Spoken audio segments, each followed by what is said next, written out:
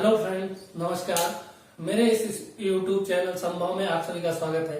Friends, हम modern history देख रहे थे। मॉडर्न हिस्ट्री में हमारे जो टॉपिक हुए हैं वो है भारत में यूरोपीय कंपनियों का आगमन हम पढ़ चुके हैं और उत्तर मुगल काल भी हम पढ़ चुके हैं। आज का हमारा जो टॉपिक है वो है प्लासी तथा बक्सर का युद्ध, या फिर बंगाल में अंग्रेजों का जो अभियान है, ईस्ट इंडिया कंपनी का जो व्यापार है, उसके बारे में हम आज के टॉपिक में पढ़ेंगे।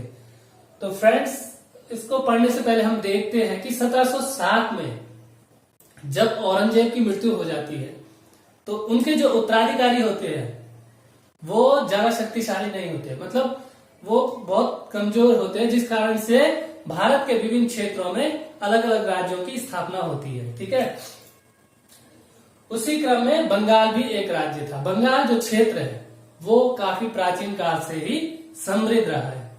इस कारण से विभिन्न जो भारत में शासन करने आए जो विदेशी थे उनकी नजर बंगाल में जरूर रहती थी।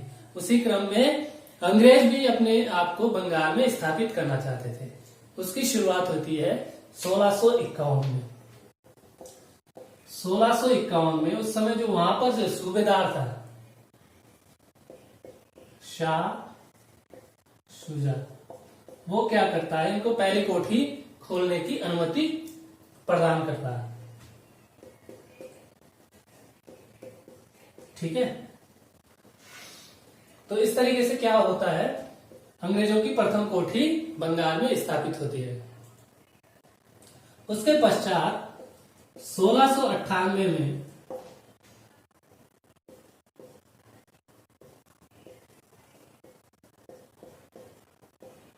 अली मुशान के द्वारा क्या होता है,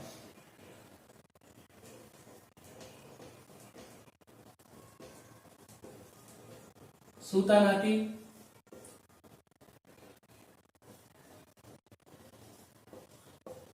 कलिकता और गोविंदपुर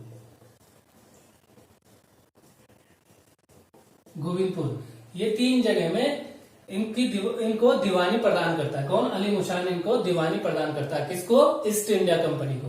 इस तरीके से क्या होता है, बंगाल में ब्रिटिश ईस्ट इंडिया कंपनी की व्यापार की शुरुआत होती है। ठीक है, अब इसके पश्चात क्या होता है, 1700 में जो मुगल बादशाह थे औरंगजेब, वो क्या करते हैं, मुर्शिद कुली खां को बंगाल का दीवान नियुक्त करते हैं। 1700 ईस्वी में मुर्शिद कुली खां, उनको क्या कर देते हैं औरंगजेब,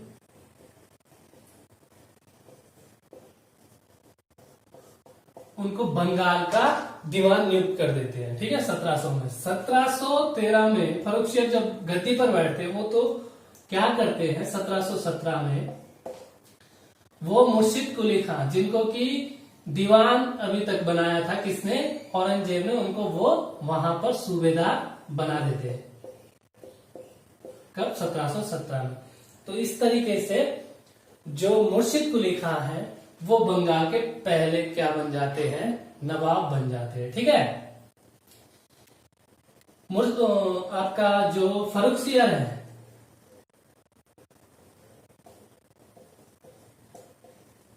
वो क्या करते हैं, 1717 में ही एक आदेश जारी करते हैं। ठीक है, आदेश जारी करते हैं जिसमें क्या कहा गया, 3000 रुपए वार्षिक, ठीक है, 3000 रुपए वार्षिक कर पर बंगाल में ये क्या कर देते हैं, ईस्ट इंडिया कंपनी को व्यापार करने की अनुमति प्रदान करते हैं। ठीक है, तो इस तरीके से फिर बंगाल में धीरे धीरे जो ईस्ट इंडिया कंपनी का व्यापार है वो लगातार बढ़ता जा रहा है। ठीक है, अब वो देखते हैं कि किस तरीके से वो बंगाल में अपने जो अधिकार है, अपने जो पैर है, वो किस तरीके से धीरे धीरे जमाते हैं। 1717 से 1727 तक मुर्शिद कुली खां वो बंगाल के नवाब रहते हैं। ठीक है, इन्होंने दो महत्वपूर्ण काम किए। एक तो इन्होंने अपनी जो राजधानी है वो ढाका से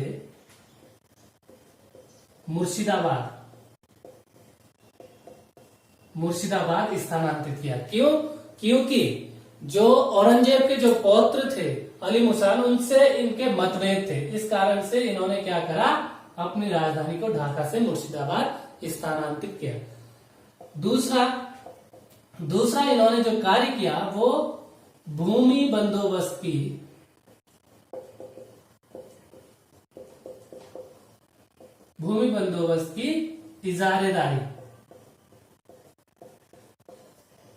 इजारेदारी प्रथा प्रारंभ की। तो ये दो क्वेश्चन बनते हैं कि कौन से नवाब ने अपनी राजधानी को ढाका से मुर्शिदाबाद स्थानांतरित किया, तो वो है मुर्शिद कुली खां।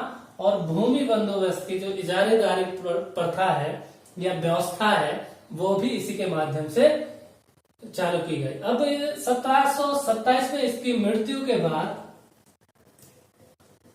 इसके जो दामाद थे सुजाउद्दीन,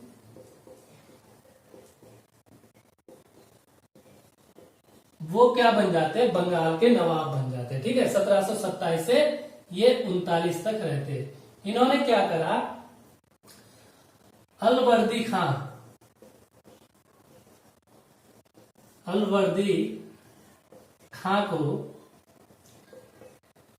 को क्या कर दिया, बिहार का सूबेदार नियुक्त किया, नायब सूबेदार नियुक्त किया।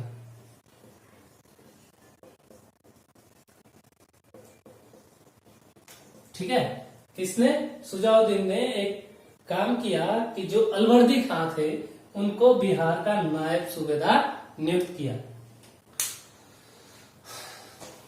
अब 1739 को इसकी भी मृत्यु हो जाती है। इसकी मृत्यु के पश्चात इसका जो पुत्र था सरफराज, वो गद्दी पर बैठता है। कब? 1739 में सरफराज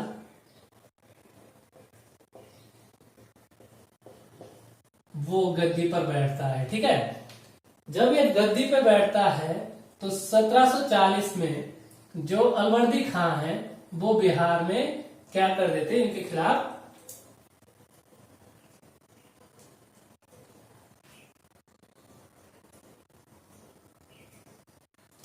युद्ध छेड़ देते हैं। तो 1740 में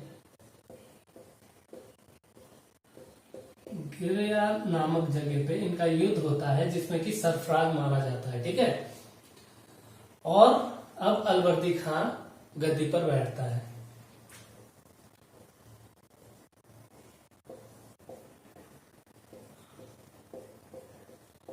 सत्रह सौ 1740 से 1756। 1740 में जब ये गद्दी पे बैठता अलवर्दी खां, तो ये क्या करता है, 2 करोड़ रुपए अपने पद को स्थायी बनाने के लिए जो मुगल बादशाह थे उनको घूस देते हैं। ठीक है, 1740 में। अब उसके पश्चात वो कुछ समय के लिए उनको नजराना भेजते हैं। मुगल जो बादशाह है उनको नजराना देते रहते हैं, लेकिन 40 उसके बाद वो 16 वर्षों में कोई भी कर मुगल बादशाह को अदा नहीं करते हैं। इसने एक कथन कहा था कि यूरोपीय जो लोग हैं वो क्या है, मधुमक्खी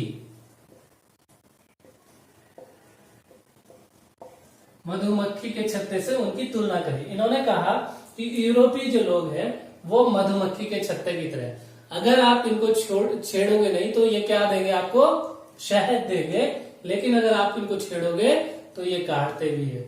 तो 1756 तक इसका काल चलता। 1756 में इनके जो सबसे छोटी बेटी थी, सबसे छोटी बेटी के पुत्र सिराजुद्दौला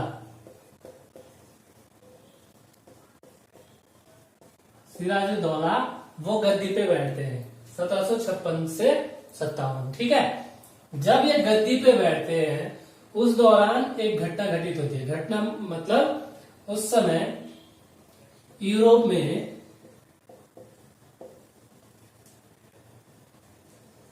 क्या होता है, सप्तवर्षीय युद्ध की शुरुआत होती है। 1756 से 63। और वो जो युद्ध है, 70 वर्षीय युद्ध जो यूरोप में लड़ा जा रहा था, वो भारत में भी लड़ा गया, जिसे कि हम कर्नाटक के तृतीय युद्ध के नाम से जाना जाता है। ये जो युद्ध लड़े गए, ये ईस्ट इंडिया कंपनी और फ्रांसीसी जो ईस्ट इंडिया कंपनी थी उनके बीच में लड़े जा रहे थे। अब जब इनके बीच में ये युद्ध लड़े जा रहे थे तो इन्होंने क्या करा, अपनी जो फैक्ट्रियां हैं उनकी किलेबंदी शुरू कर दी। जब इन दोनों ने अपनी फैक्ट्रियों की किलेबंदी शुरू की तो सिराजुद्दौला इससे नाराज हो जाते हैं। वो समझते हैं कि हमारे धरती में ये क्या करने आए हैं, व्यापार करने आए हैं, लेकिन इसकी ही ये क्या कर रहे हैं, किलेबंदी कर रहे हैं। तो इससे नाराज होकर वो एक आदेश जारी करते हैं कि आप दोनों अपनी जो किलेबंदी है उसको तुरंत रोक दीजिएगा।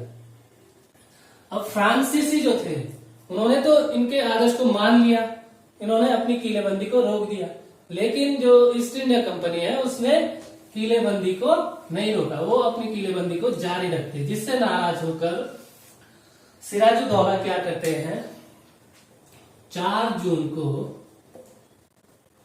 1756 को क्या कर देते हैं, वो कासिम बाजार पर आक्रमण कर देते हैं, कासिम बाजार पर आक्रमण कर देते हैं और उसको अपने अंडर में ले लेते हैं, उसको जीत लेते हैं। ठीक है। अब 15 जून को वो फिर कलकत्ता पर भी आक्रमण कर देते हैं। 15 जून को आक्रमण करते हैं। 5 दिन के घेराबंदी के बाद वो 20 जून को फोर्ट विलियम जो किला था,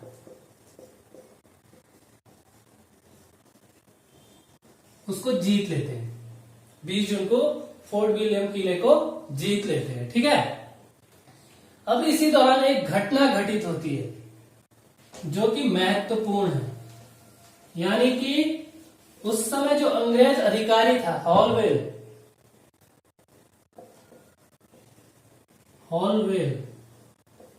उसके अनुसार क्या होता है, 20 जून 1756 20 जून 1756 को 18/14 के एक कमरे में 146 अंग्रेजों को नवाब बंद कर देता है। ये कहता है कि 20 जून 1756 की रात को 18/14 का एक कमरा होता है, उसमें 146 अंग्रेजों को जो सिराजुद्दौला है वो बंद कर देता है। ठीक है। दूसरे दिन जब उनको खोलता है तो हॉलवेल सहित मात्र 23 लोग उसमें बच जाते, बाकी सब मारे जाते। ये हॉलवेल कहता है कि 20 जून 1756 को 18/14 के एक कमरे में 146 अंग्रेजों को नवाब बंद कर देता है, जिसमें से मात्र 23 लोग बचते। अब इतिहासकारों का मानना है कि इसने ये जो कहानी बनाई है मनगढ़ंत थी। क्यों? क्योंकि एक बहुत छोटे से कमरे 18/14 के कमरे में 146 लोगों का आना असंभव है, जिस कारण से ये जो कहानी है ये गलत हो सकती है। हॉलवेल का क्या वो रीजन रहा होगा, उसका कारण ये है, ये तो एक तो ये अपनी जो वो है कृति वो फैलाना चाहता था, अपना प्रचार करना चाहता। दूसरी अंग्रेजों की नवाब के प्रति शत्रुता बढ़े, उसके हिसाब से भी इसने ये कहानी बनाई। ठीक है। तो इस तरीके से क्या होती है, ये ब्लैक होल की घटना घटित होती है, जिसे ब्लैक होल की घटना के नाम से जाना जाता है। यानी कि 20 जून 1756 को ये घटित होती है। ठीक है। अब देखते हैं हम प्लासी युद्ध की जो पृष्ठभूमि है वो कहां से होती है, तैयार होती है।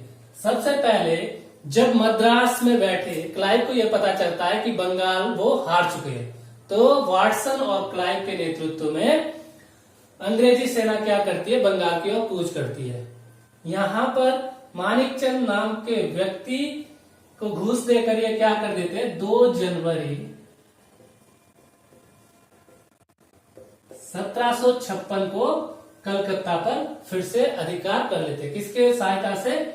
मानिकचंद नामक व्यक्ति की सहायता से फिर से 2 जनवरी 1756 को वापस कलकत्ता पर अधिकार कर लेते हैं। ठीक है। अब जब अधिकार होता है तो 9 फरवरी 1716 सॉरी 56 नहीं 57 ही है। 57 को क्या होता है, अलीनगर की संधि होती है,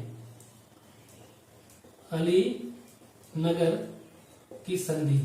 ठीक है, 9 फरवरी 1757 ये जो संधि है ये रॉबर्ट क्लाइव और आपका जो नवाब थे सिराजुद्दौला के बीच में होती है। इसमें क्या कहा गया, इनकी जो जीते गए क्षेत्र थे वो वापस अंग्रेजों को दे दिए गए तथा इनको किलेबंदी की भी छूट प्रदान की गई।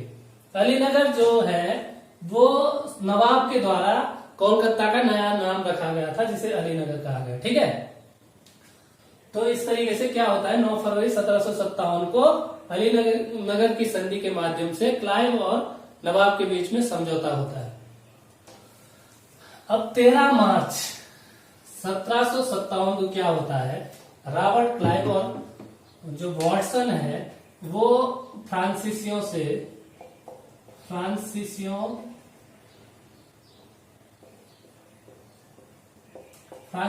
क्या कर देता है, चंद्रनगर को जीत लेते, छीन लेते, चंद्रनगर को वो छीन लेते, फ्रांसीसियों से चंद्रनगर को छीन लेते। ठीक है, 13 मार्च को।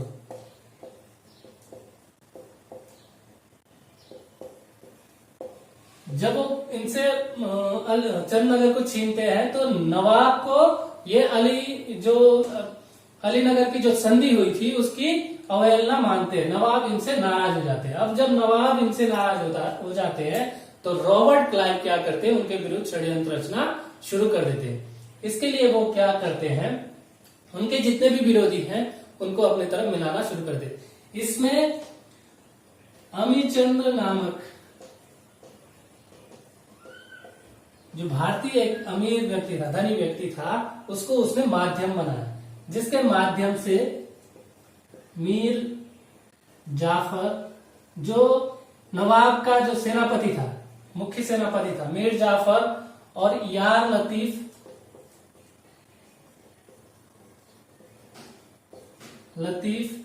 और जगत सेठ,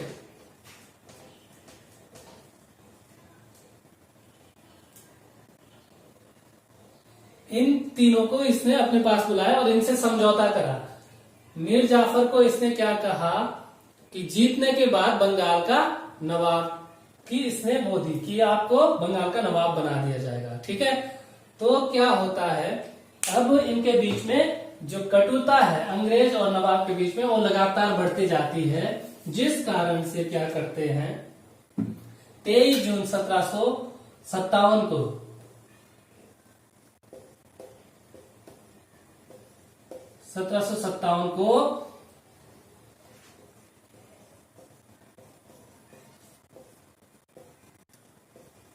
प्लासी का युद्ध होता है। ठीक है, 23 जून 1757 को क्या करते हैं, नवाब सिराजुद्दौला अपनी सेना को लेकर प्लासी पहुंचते हैं। ठीक है, उस समय जो अंग्रेजी की सेना में है वो मात्र 950 तो उनके पैदल सैनिक थे, यूरोपीय पैदल सैनिक,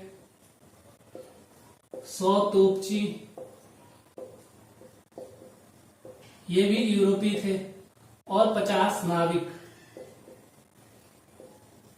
और 2100 भारतीय पैदल सैनिक उनके पास थे।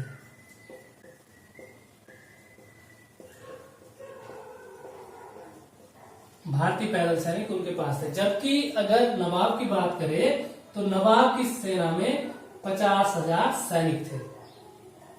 अब क्या होता है, जब प्लासी के मैदान में ये पहुंचते हैं तो मीर जाफर क्या करता है, धोखा दे देता है, नवाब को धोखा देता है मीर जाफर।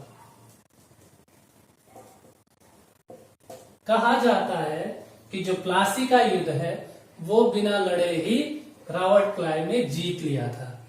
ठीक है, मतलब लड़ाई हुई लेकिन नाम मात्र की लड़ाई होती है और रॉबर्ट क्लाइव उसमें जीत जाते हैं। उसके अंग्रेजों के मात्र 23 सैनिक मारे जाते हैं, जबकि नवाब के 500 से अधिक सैनिक मारे जाते हैं। ठीक है, अब नवाब की तरफ से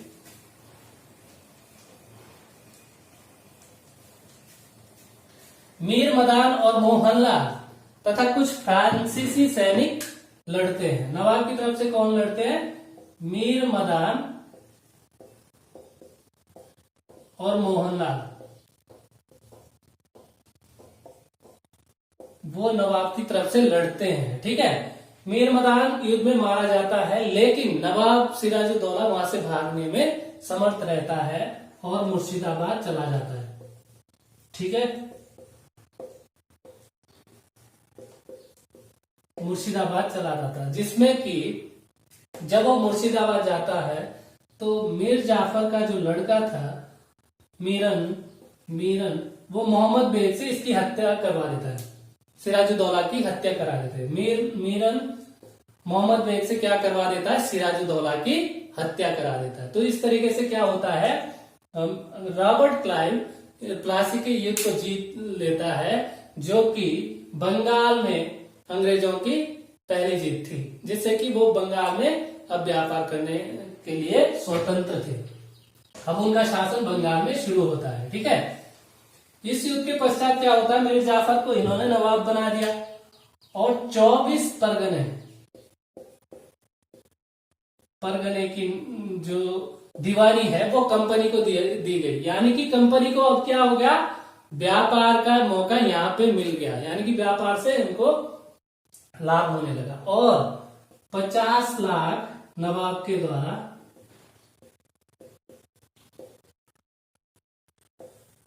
के द्वारा क्लाइव की सेना को दिए गए, जबकि 2,34,000 रुपए रॉबर्ट क्लाइव को भेंट किए गए। किसके द्वारा, मीर जाफर के द्वारा।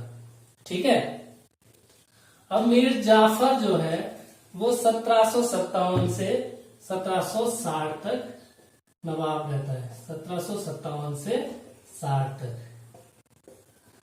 इसके गद्दी में रहते हुए। अब 1760 में क्या होता है, जो क्लाइव है वो ब्रिटेन चला जाता है, ब्रिटेन चला जाता है। इनकी जगह पे हॉलवेल अस्थायी गवर्नर बनता है। ठीक है, अब 1760 में ये क्या होता है, जब इनको देखते हैं कि ये अपनी जो अंग्रेजों की जो पूर्ति है वो नहीं कर पा रहे, तो वो 1760 में मीर जाफर को गद्दी से हटा देते हैं। मतलब अंग्रेजों की जो मांग है उसको पूरा नहीं कर पा रहे थे, तो इस कारण से क्या कर देते हैं अंग्रेज, इसको 1760 में फिर से हटा देते हैं। क्योंकि ये अंग्रेज सोचते हैं कि ये हमारे किसी काम का नहीं है, इसलिए इसको हटाया जाए। और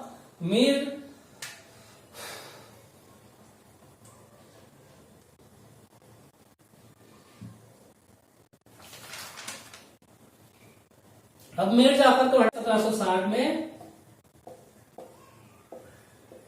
मीर कासिम को नवाब बना देते हैं। अब ये जो मीर कासिम था ये बहुत ही महत्वाकांक्षी था। मतलब ये अपने आप में, अगर मुर्शिद कुली खां के बाद जो योग्य था वो मीर कासिम ही था। इसने क्या करा, सबसे पहले अंग्रेजों की चाल को देखते हुए इसने अपनी जो राजधानी है वो मुर्शिदाबाद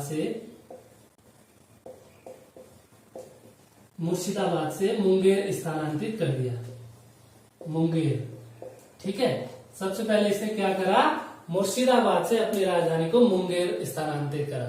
इसको पता था कि यदि वो राजधानी मुर्शिदाबाद ही रखे तो अंग्रेज उसे बार बार परेशान करते रहेंगे, इसलिए उसने क्या करा, अपनी राजधानी को मुंगेर स्थानांतरित कर दिया। इसके पश्चात अब उसने क्या करा, अंग्रेजों को सबक सिखाने के लिए उसने भारतीय जो व्यापारी है उनको भी बंगाल में कर मुक्त कर दिया। यानी कि अगर आप टैक्स नहीं देते हैं अंग्रेजों को, अगर अंग्रेज टैक्स नहीं देते हैं तो इसने क्या कर दिया, भारतीय व्यापारियों को भी वहां पर टैक्स मुक्त कर दिया, जिससे नाराज होकर अब अंग्रेज उसके खिलाफ हो गए। ठीक है, और एक और चीज उसने क्या करा, पटना में जो अंग्रेज अधिकारी था उसको हराकर पटना पे इसने अधिकार कर दिया, जिस कारण से इसने अंग्रेजों ने फिर से क्या कर दिया, 1763 में इसे नवाब पद से हटा दिया और मीर जाफर को फिर से वापस बना दिया। कब, 1763 में। 1760 से 63 ये नवाब रहता है और मीर कासिम के विरुद्ध अंग्रेजों ने क्या कर दिया, युद्ध छेड़ दिया। अब मीर कासिम क्या करता है,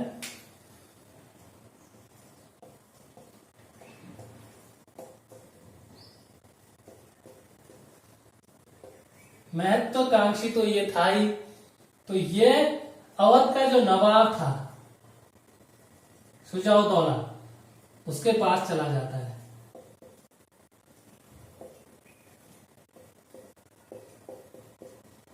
शुजाउद्दौला के पास चला जाता अवध। क्यों? क्योंकि इसने क्या चाहा कि अवध के नवाब से मिलकर अंग्रेजों को सबक सिखाना चाहा। वहां पर जो मुगल बादशाह था शाह आलम, वो भी उस समय वहीं पे उपस्थित था। तो ये तीनों क्या कर लेते हैं, आपस में समझौता कर लेते हैं और अंग्रेजों के विरुद्ध युद्ध छेड़ देते हैं। इसी क्रम में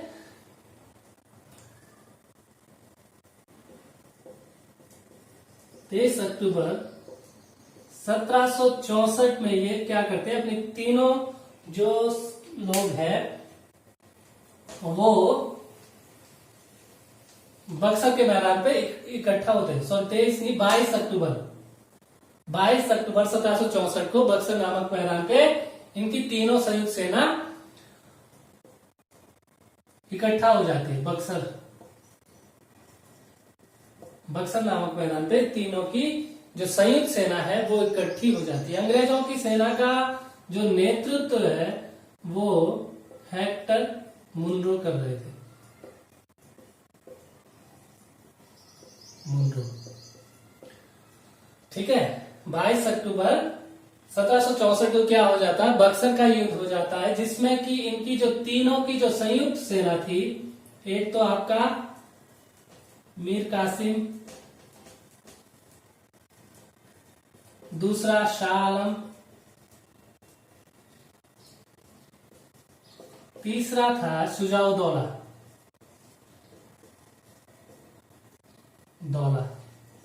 इनकी संयुक्त सेना को हेक्टर मुनरो के नेतृत्व वाली जो अंग्रेज सेना है वो हरा देती है। ठीक है। इसमें क्या होता है, मीर कासिम वहां से भाग जाता है, जबकि ये दोनों शाह आलम और शुजाउद्दौला आत्मसमर्पण कर लेते हैं। ठीक है। अब क्या होता है, जब इनको पकड़ लेते हैं, ये बक्सर का युद्ध जीत लेते हैं, तो अंग्रेजों की भारत में पहली विजय, यानी कि भारत में वो शासन करना प्रारंभ कर देती है। भारत में उनकी पहली विजय थी। यहां से क्या होता है, भारत में ईस्ट इंडिया कंपनी का शासन शुरू हो जाता है। ठीक है। उसके पश्चात क्या होता है, 12 अगस्त 1764 में इलाहाबाद की संधि होती है। ठीक है। 12 अगस्त 1764 में इलाहाबाद की संधि होती है। ये होती है जब बक्सर का युद्ध लड़ा गया, तो उस समय जो रॉबर्ट क्लाइव था वो ब्रिटेन में था। लेकिन जब यह संधि होती है 12 अगस्त 1764 में इलाहाबाद की, उस समय रॉबर्ट जो क्लाइव है वो भारत आता है। तो यह संधि किसके बीच में होती है, शाह आलम और क्लाइव। शाह आलम और क्लाइव के बीच में इलाहाबाद की जो प्रथम संधि है वो होती है। इसमें क्या कहा गया, कड़ा और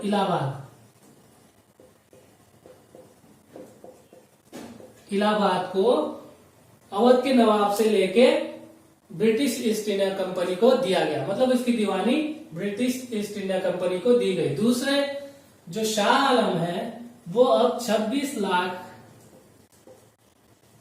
वार्षिक पेंशन के रूप में कार्य करेगा। यानी कि राज अब किसका, ईस्ट इंडिया कंपनी का, और ये सिर्फ अब एक पेंशनर बनके रह गया। 26 लाख रुपए। अब दूसरी जो संधि होती है, इलाहाबाद की जो दूसरी संधि होती है वो होती है 16 अगस्त 1764 को। वो होती है अवध का जो नवाब था शुजाउद्दौला और क्लाइव के बीच में। शुजाउद्दौला और क्लाइव के बीच में ये संधि होती है। ठीक है। इसमें क्या कहा गया, कड़ा और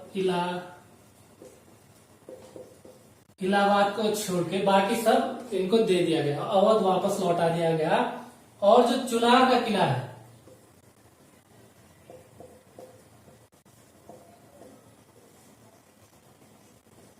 जो जिसे अवैध माना जाता था, वो भी अंग्रेजों को दे दिया गया, नवाब के माध्यम से अंग्रेजों को देना पड़ा। ठीक है। और एक चीज और, इन्होंने क्या करा, शुजाउद्दौला पे 50 लाख रुपए का जुर्माना लगाया, युद्ध क्षतिपूर्ति के रूप में लिया गया इससे। तो इस तरीके से क्या हो जाता है, बंगाल में ईस्ट इंडिया कंपनी का राज हो जाता है। तो अब वो बंगाल में ही नहीं, भारत में भी इसकी जो कंपनी की जो शासन की शुरुआत है वो होती है।